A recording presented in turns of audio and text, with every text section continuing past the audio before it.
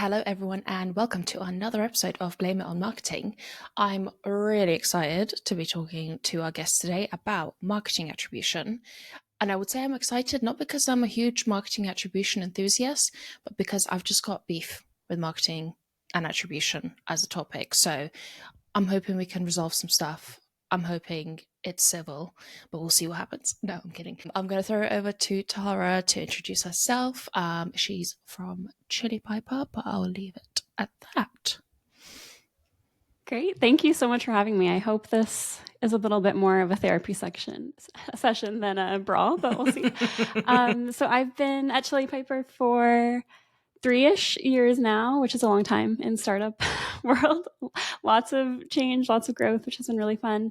And prior to that, I was at different B2B companies, mostly based here in Toronto, for around 10 years or so. And then I just kind of fell back into the MarTech space. I took a quick break and went to work in higher ed, which was much slower paced, very different sales cycles. And I missed the more fast pace of MarTech. So I was excited to come back to it at Chili Piper. So before we start the fight over attribution, I don't think we're going to fight over it. I've got a feeling. We're not going to fight. No, it's fine.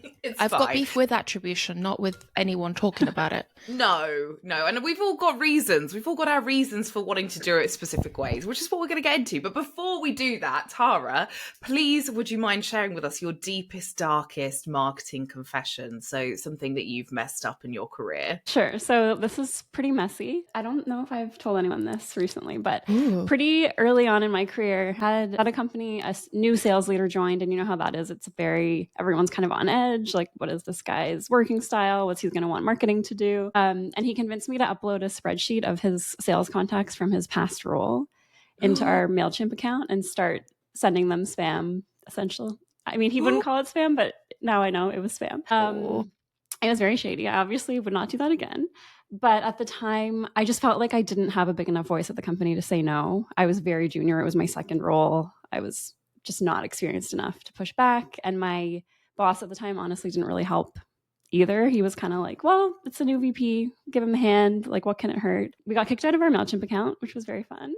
So we had very high, I mean, you're probably not surprised. We had very high unsubscribes, some spam complaints. And I essentially had to, I can't remember, I think it was over email, but I had to essentially write kind of a letter to MailChimp explaining the situation, that I knew it was a screw up, and promising that I wouldn't do something like that again, which so far I haven't, and I would not do that again. So Tara, I would love to know what your take on attribution is before we talk about why I personally have beef with attribution, because I feel like there's a lot of opinions out there. LinkedIn is getting louder and louder around it.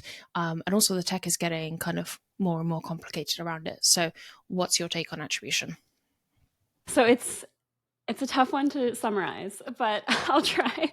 So in general, I've noticed that when times are good, I'm thinking, say early 2021, when everyone was hiring like crazy, funding was flowing, a lot of marketing leaders and influencers too in the space were very, I guess, lax on attribution. We're very much saying like, don't worry about measuring anything, just tracked pipeline, you'll be fine. Don't worry about it. And a lot of people bought into that, including like a lot of people that I'm friends with that are in the space.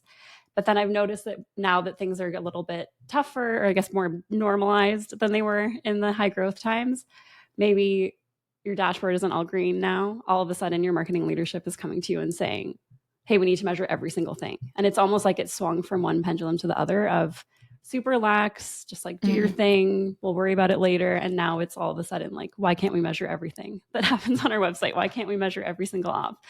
And what I've been hearing and what I've experienced from some people I've talked to is it's super frustrating for a lot of marketers because we have less resources now than we did a couple of years ago. We have smaller teams for the most part.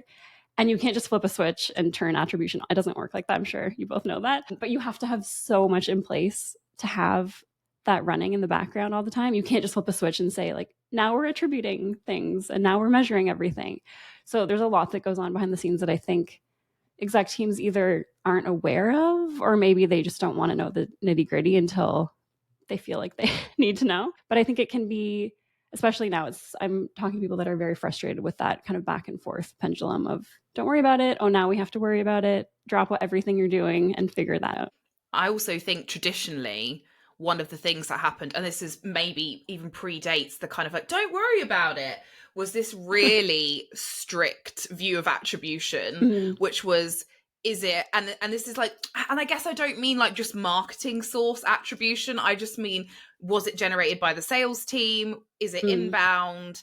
Is it partner? Is it word of mouth advocacy? You know, there's those sorts of things. And that has been going on, I feel like, for eternity. And it is one of the core reasons why, you know, like Blame It on Marketing exists, really, which is the fact that at any one point, like you say, the pendulum swings. Attribution is basically at fault for everything. Is the pendulum swings, and all of a sudden it looks like marketing's not generating anything, or sales isn't generating anything. And we've kind of used that as the kind of like way to basically turn our teams against each other. So I find attribution, I always find attribution quite dangerous. When people do have a really rigid, fixed view either way, I find it very difficult to deal with. I don't know what you think, Ruta. You've cued me in perfectly. I think so. I love data. We love metrics, data tracking. We're not anti any of those things. But I think for a lot of companies, attribution has been pitched as this like silver bullet that's going to fix everything. If you know how your pipeline's attributed, it means you're going to be able to go out and get more of it and blah, blah. It doesn't really work like that. It can, and it can help guide you, but it's not the be all and end all. And especially for B2B businesses with more complex products, attribution is messy as fuck. And the reason why one person bought to the next person can be very different, and their journeys can be just as different and just as complicated from each other. So I think having this, trying to contain all of that customer journey in this very rigid formulaic way is actually quite misleading a lot of the time. And if that's, you know, how you're making all of your marketing decisions, being like, hey, they came in through here and this is their last touch point and this is what we're going to be focusing on pushing, you're kind of really missing the gray area, and you're missing the kind of creation and influence you could have on the customer journey, which is why I have an issue with it personally, because I just think it's missold a lot of the time. And I think it creates bad habits for marketers a lot of the time too, because at past companies that I've worked at, we've had kind of that setup where we tracked as much as we could, we gated everything, and it was very much, if someone didn't fill out a form, it's almost like it didn't happen. And obviously you can track things differently now. This was a couple of years ago, but it doesn't set up marketers to be creative. I mean, we never would have had a podcast at that company because you can't track anything with podcast. You probably know this. It's like a whole black hole of metrics. There's nothing you can track other than growth. You can just show like a chart with subscribers and listeners, and that's it. You can't tie it to any specific people. So I think in a lot of ways, trying to get that perfect attribution really kills creativity in marketing, especially for B2B, because we've seen before, like, oh, we could just gate it, or like, oh, we could just do this, and then everyone ends up doing the exact same thing. Yeah, I think like you said before, Tara, in the lead up to this, is that it is this overwhelming pressure on marketing and sales to perform that has swung us back into this kind of like, we must make sure everything is attributed for.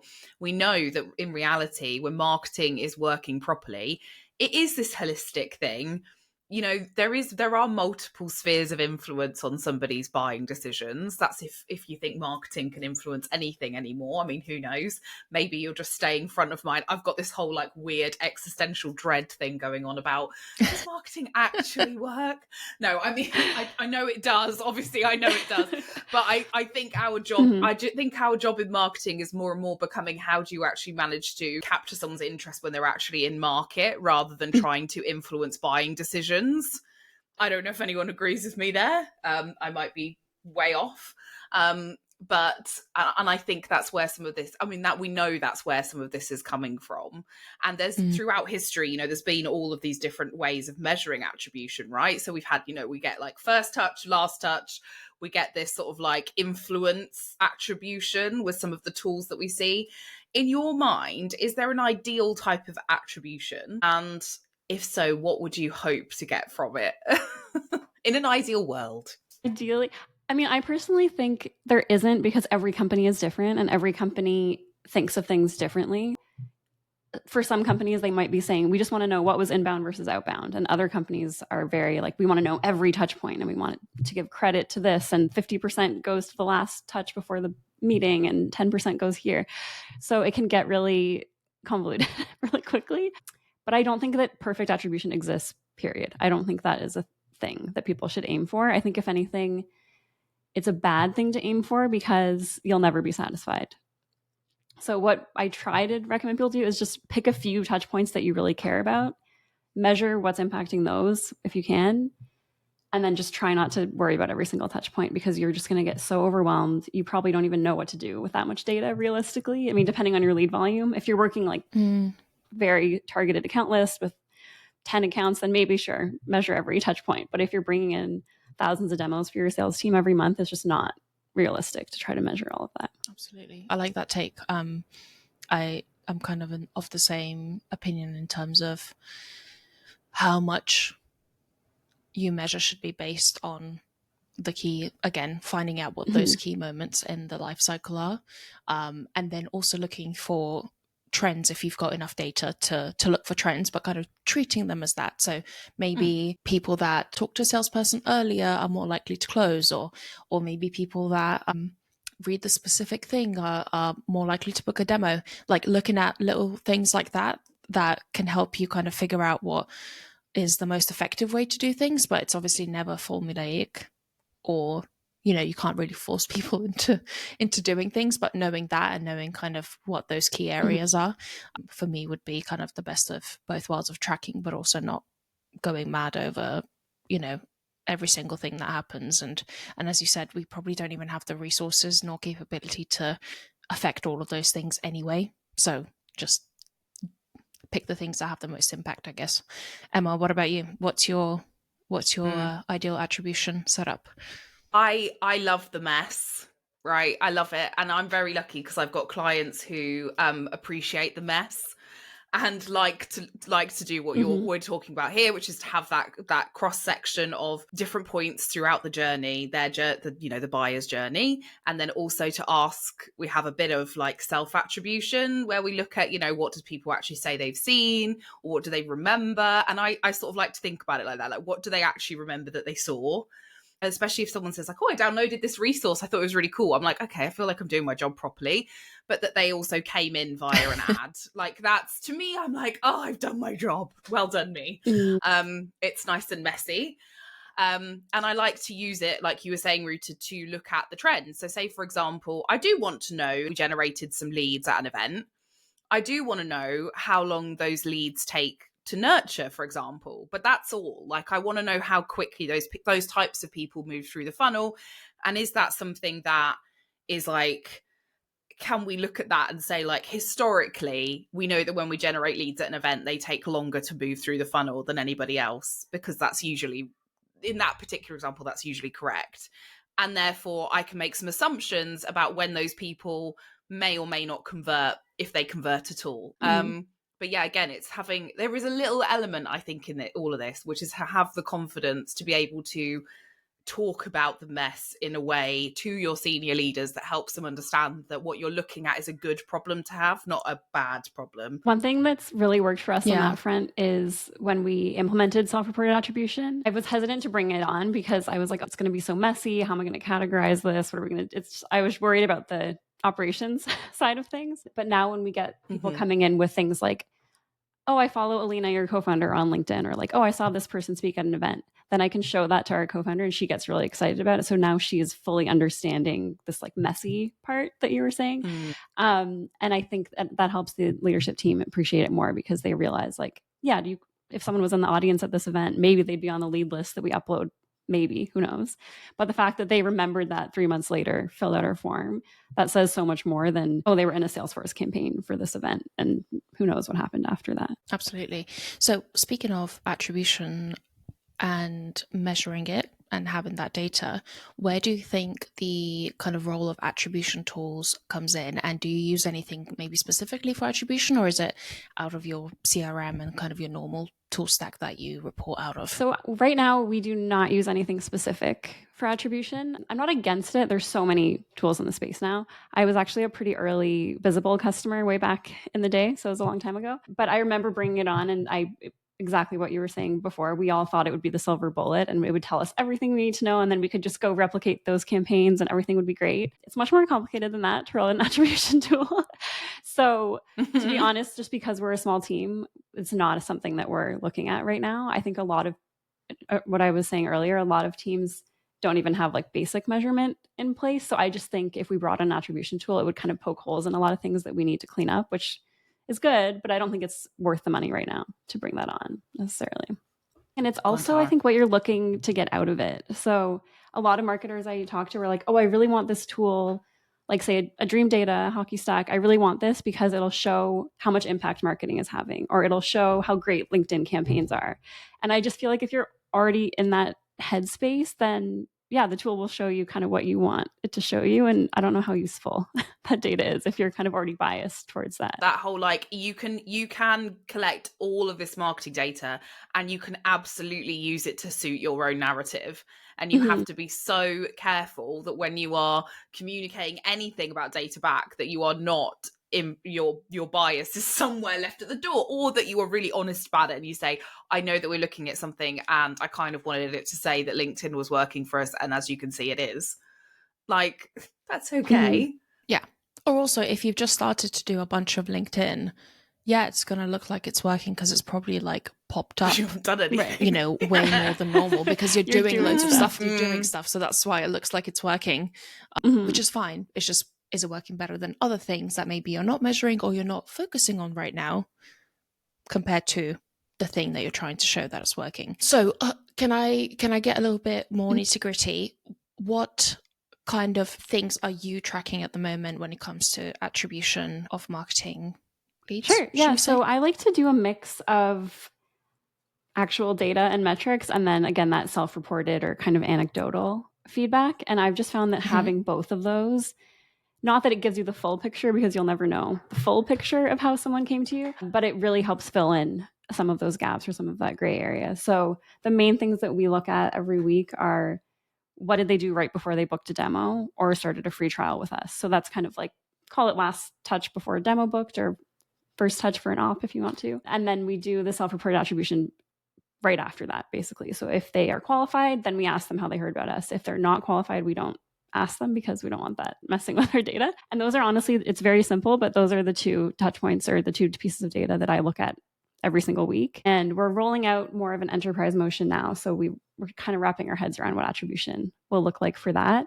but it'll be much more involved. And then the other thing that we report at a very high level is just, was this inbound or outbound? And I'm sure we can get into that later.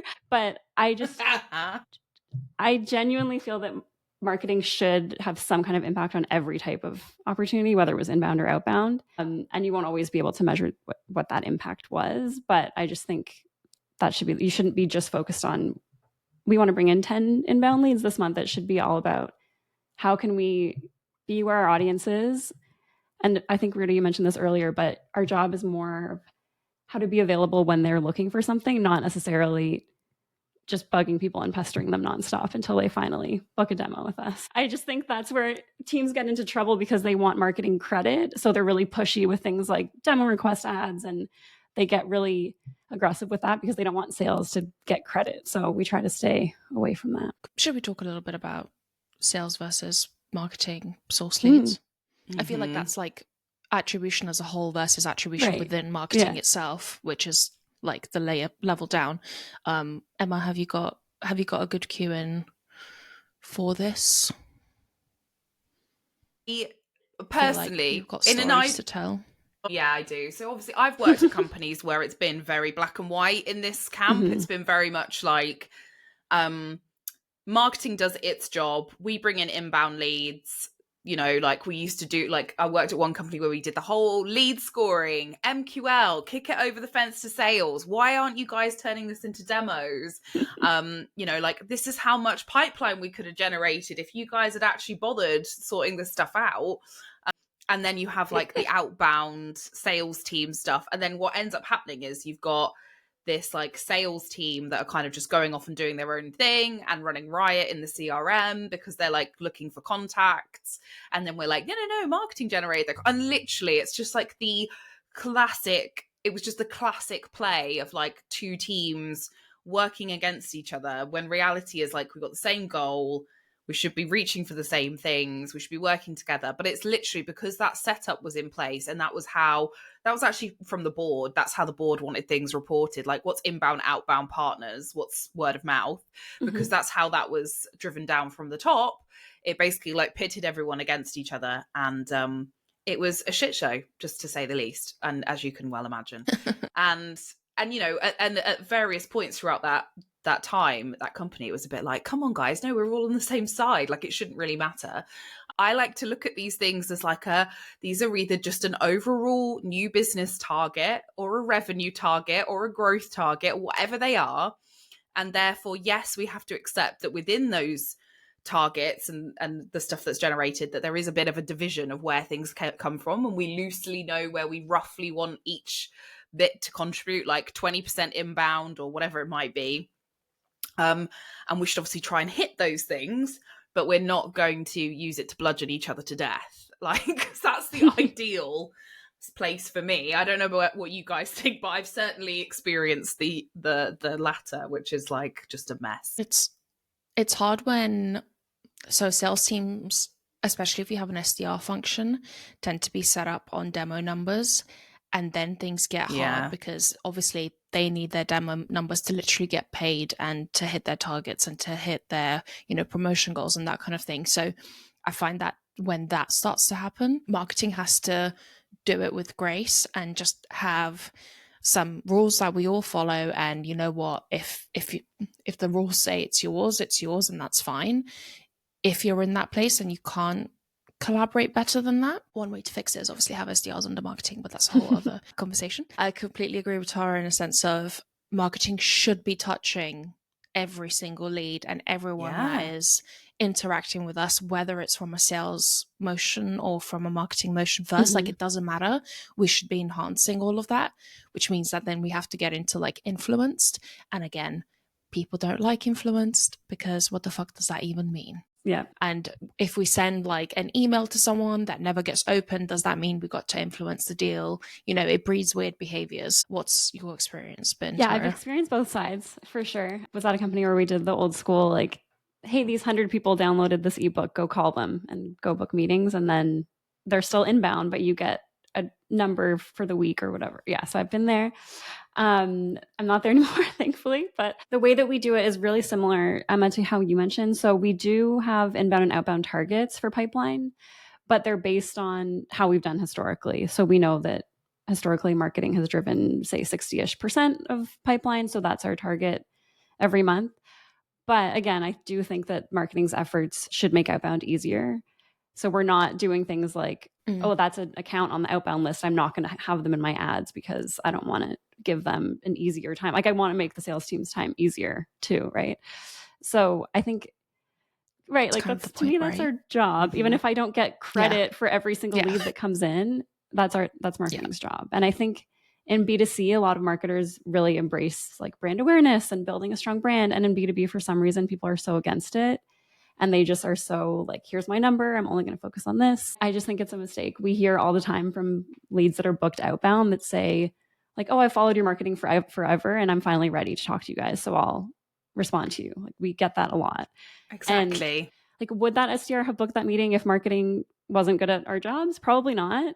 But maybe they wouldn't have ever come inbound either. So it's kind of like we give the SDR credit for that. I've definitely been on teams where someone in marketing would be in Salesforce arguing like, oh, I saw this note, that should be inbound. But I personally refuse to work like that. I don't think it's productive. I don't like just fighting with people over CRM data all day. I just refuse. I've been on teams where we had to do that. I just won't do it. And I think part of being a marketer is accepting that like people are going to get to pick up the leads that we hand them and they're going to get credit. And that's just kind of the difference between marketing and sales. That's just the job to me. We don't have hard targets in the way that, I mean, we have targets, but we don't have hard targets as an SDR where it's like, if you don't hit X number, you're gone next month. Like, marketers generally don't have that kind of pressure. So I just give salespeople a lot of grace in that area because it's tough. Yeah.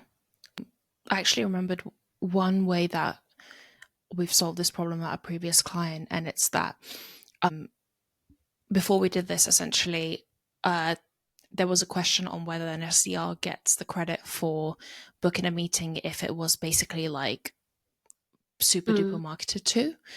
And I was like, no, they should get the credit for booking every single meeting. So what we ended up doing was a combination of who got the contact in and nurtured it, and then who touched the last point to actually get them through the door into a demo. So we had like almost a first and last touch attribution before it became an op. So if you're an SDR and you picked up a marketing lead and you booked it, happy days, you get paid, counts towards your number, and then marketing still gets as like the marketing generated part, and vice versa. So that was one way to do it, and it definitely cut down the amount of fights that happened over, oh, but you didn't email them, or you sent one email and you did blah, blah, I've blah. been on it. That's interesting because So, I've been on a team that did something similar, but then sales didn't want to work marketing owned or marketing generated leads because they wanted the full credit, I guess. So then it felt like our efforts were wasted because we were bringing in these people and they weren't. Yeah, it's interesting that it worked there. Was there any difference in like the like? Yeah, if it was fully outbound, they got a different payout essentially. Yeah.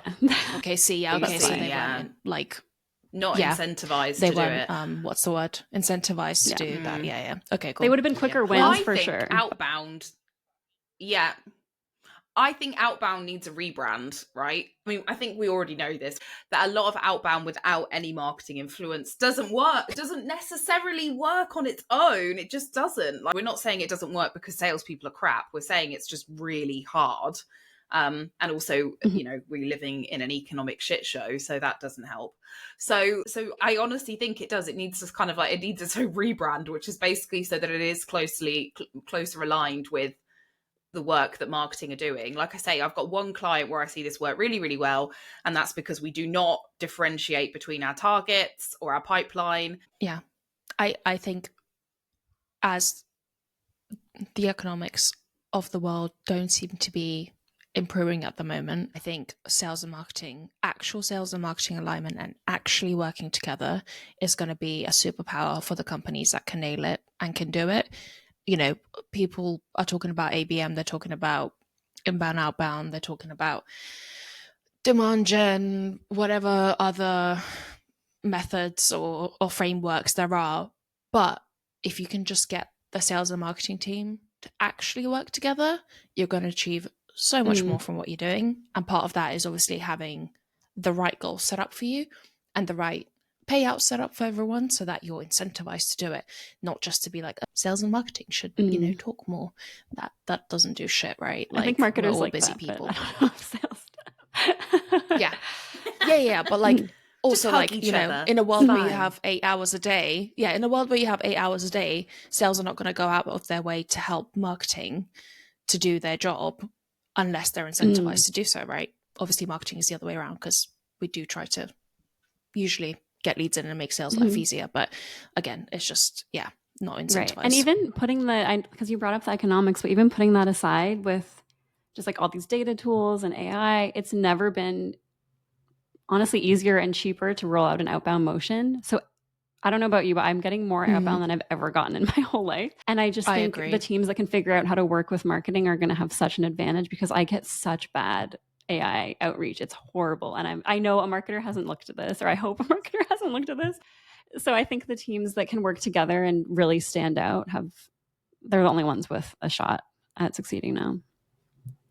So if you've got a senior leadership team who are obsessed with the detail, which some are, and they've got really clearly defined ways that they want to see attribution, they want to see it reported, how would you handle that if, like, as we've said, basically, you know, it is very messy and actually that's kind of maybe more ideal than having it so linear?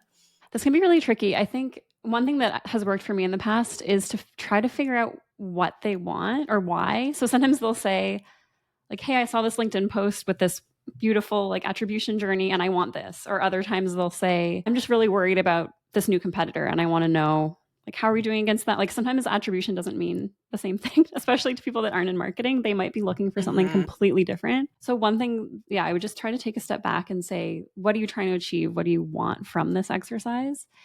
And another thing that has been helpful is showing them that kind of mess, as we were talking about earlier. So it's really rare, at least from what I've seen, to find people that have gone through that exact same journey and end up being a customer. It's, at least in my experience, it's almost never happening the same way. You can't copy and paste that journey, even though that's what a lot of leaders want to see because they want to go replicate that playbook. And it sounds great, but I've never seen that in practice. So I would just show them a couple examples of like, hey, I went through our last 5 closed won customers and go kind of in the weeds on that where you can. And it might be outside of your CRM, but it might be things like if you use Gong or another call recording. We often have our AEs just start the conversation asking like, so what prompted you to book this demo? Like, how did you find us? Why are you interested? And sometimes people will have a short answer and sometimes they'll go on for 10 minutes about all the different ways they've interacted with it, which is very cool. So showing those snippets. And with a tool like that, you can set up alerts for yourself. So for example, I have some for like if people mention our LinkedIn or our podcast or newsletter, I get an alert for those. And surfacing that and showing that to your leadership team can be super helpful because, again, something like a podcast, something like someone forwarded me your newsletter, that's not going to be in your CRM. It's not going to, even if you have the best attribution tool in the world, it's not going to be there. So I like to pick out those examples and show those, especially if they're a customer, because that's even better. But for prospects too, just to kind of paint that picture for your leadership team of how messy things actually are. Well, thank you so much, Tara, for joining us. I'm not sure if we've solved anybody's attribution beef, but we have certainly aired our thoughts. And I think we might all be together on the messier the better. Would you say that? Messier the better, everybody? Well, if you have any more questions about attribution, join us on blameitonmarketing.com. We're going to coerce Tara to join us. So if you do have any more questions about how to handle it, feel free to ask away in there. And we'll see you next time. Thanks, everyone.